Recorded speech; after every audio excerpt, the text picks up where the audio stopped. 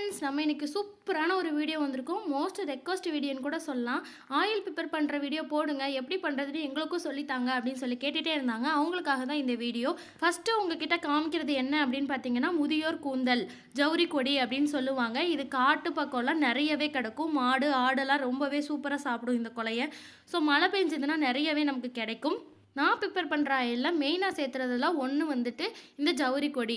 ஏன்னா இது நம்ம ஹேரை வந்துட்டு ரொம்ப லாங்காக வளர்க்குறதுக்கு ரொம்பவே ஹெல்ப் பண்ணும். அதுதான் நான் வந்து இந்த ஜவுரி கொடி வந்து எடுத்திருக்கேன். மொத்தமாக நமக்கு வந்து கிடைக்கும். ஒரு வேரை பிடுங்கினாலே உங்களுக்கு ஒரு 7-8 கொடி வந்து நமக்கு கிடைச்சிரும்.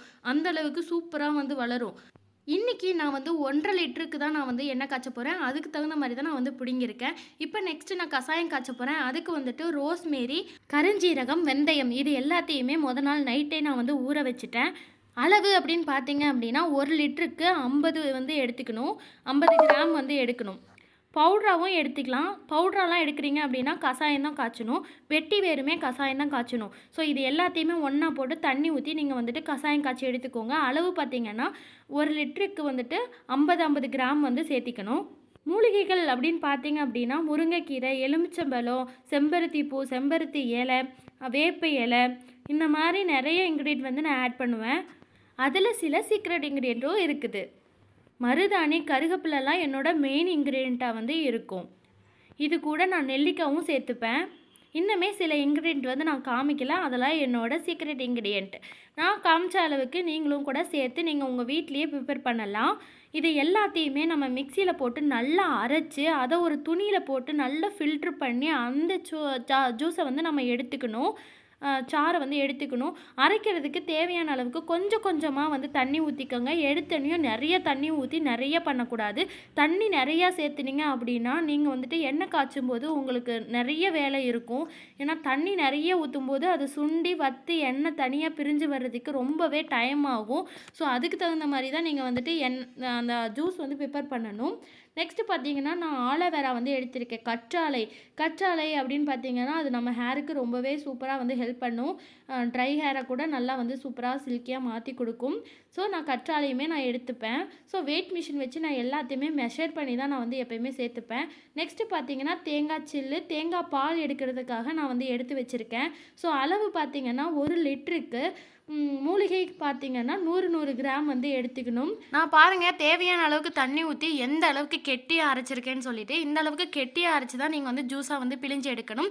நெக்ஸ்ட்டு வந்துட்டு கசாயம் நான் வந்து ப்ரிப்பேர் பண்ணியிருக்கேன். அதையுமே வந்து வடித்து எடுத்துட்டேன். நெக்ஸ்ட்டு ஜூஸ் வந்து ப்ரிப்பேர் பண்ணியிருக்கேன்.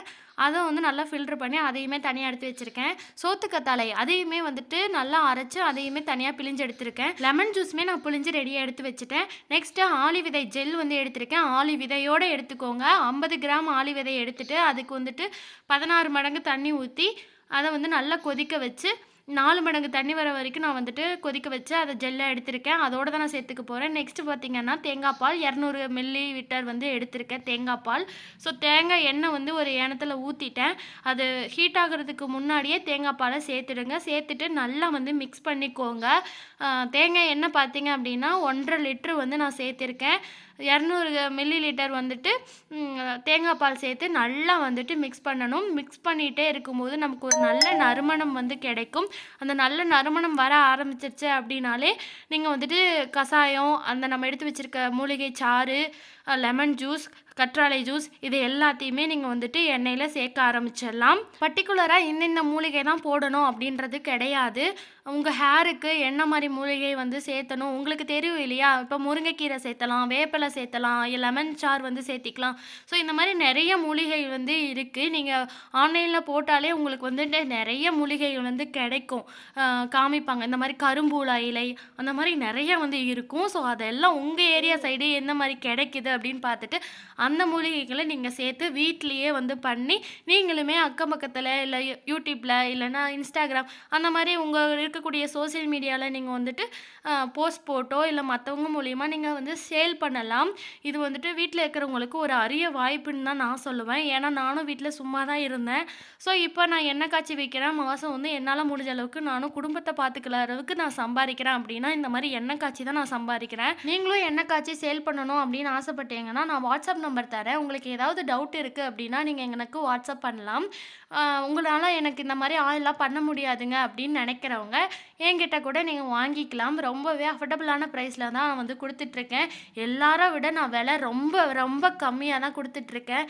நான் வந்துட்டு பண்ணுற வேலை வந்து ஜாஸ்தி இருந்தாலும் மக்கள் எல்லோரும் நம்ம எண்ணெயை வாங்கணும் அப்படின்றதுக்காக நான் ரொம்பவே கம்மியான விலையில தான் கொடுத்துட்ருக்கேன்.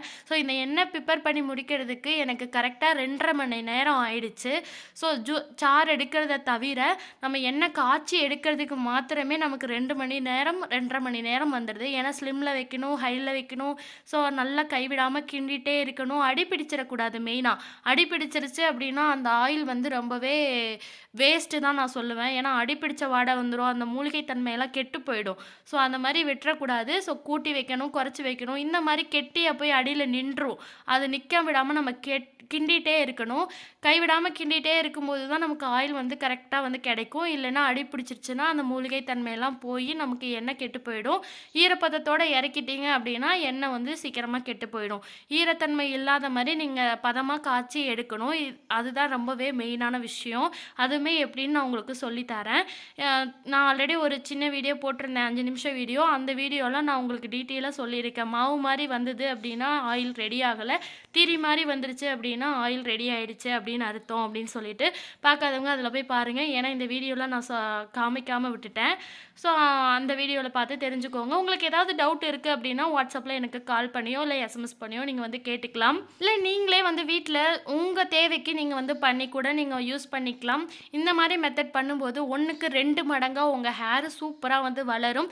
யாருக்கிட்டேயோ நிறைய காசு கொடுத்து ஆயில் வாங்கி உங்கள் ஹேர் கொட்டினது தான் மிச்சம் அப்படின்னு ஃபீல் பண்ணுறவங்களாம் இந்த மாதிரி ட்ரை பண்ணி பாருங்கள். சூப்பரான ரிசல்ட் வந்து இருக்கும். ஆல்மோஸ்ட் என்னோட ஆயில் வந்து ரெடி ஆகிடுச்சு பாருங்கள்.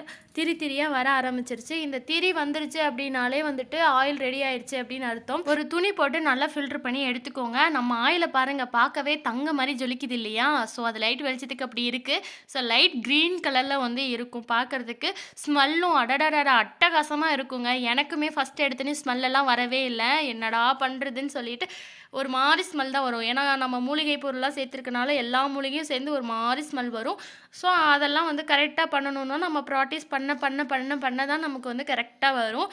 எடுத்தோடனே 5 லிட்ரு 10 லிட்டருலாம் போகாதீங்க. சும்மா 200 மில்லி லிட்ரு 6 லிட்டருன்னு பண்ணி பாருங்கள். உங்களுக்கு எப்படி இருக்குன்னு சொல்லிட்டு மறக்காமல் எனக்கு கமெண்டில் சொல்லிவிடுங்க. பாய்.